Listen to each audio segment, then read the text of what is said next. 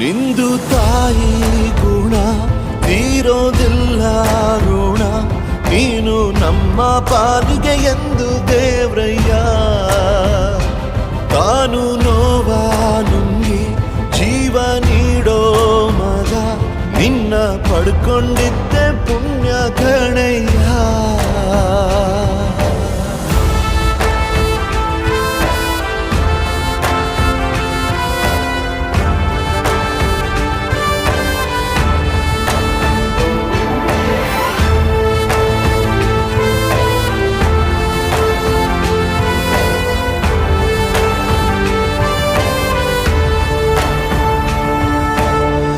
ಅನ್ನ ಕೊಡೋ ಭೂಮಿನು ಹೊಗಳುತ್ತಿದೆ ನಿನ್ನನ್ನು, ಊರನ್ನೇ ಬೆಳಗೋ ವಜ್ರ ನೀನು.